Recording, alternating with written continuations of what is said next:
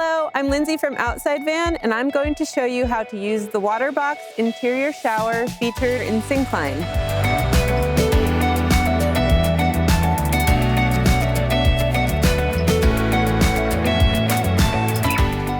The WaterBox is Syncline's interior shower system. It's inside the slider door bench seat. To access the WaterBox, first remove the seat cushion and open the flip-top panel of the bench seat. There's also a flip-down panel on the front face of the box that should be flipped down before use. Once opened, you'll find a cassette toilet, a tote bag with essential accessories, and a shower curtain bag. Once everything is out of the WaterBox, you will see an empty shower tray, shower mixer controls, and a shower caddy that's attached to the wall of the WaterBox. Remove the shower caddy. Turn the knob until the caddy can slide off the bolt and connect the shower caddy to the L-track on the side of the fold-away bed, and then deploy the shower curtain.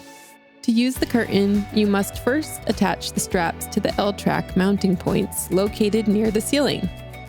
The order in which you attach is up to you. And then attach the shower head and hose to the mixer in the shower pan. Use the snaps located on the bottom of the curtain to attach it to the shower pan. Make sure your water pump switch is flipped to the on position, and if you would like to use hot water, your water heater is turned on. Pull the shower mixer handle up and adjust left to right for hot or cold water.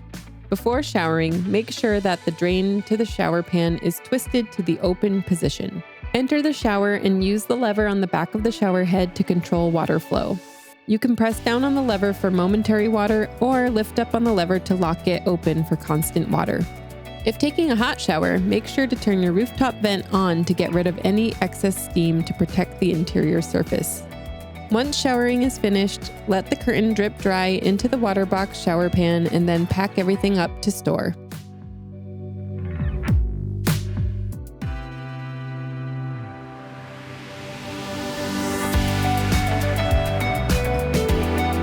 And that's how you use the WaterBox interior shower featured in Syncline.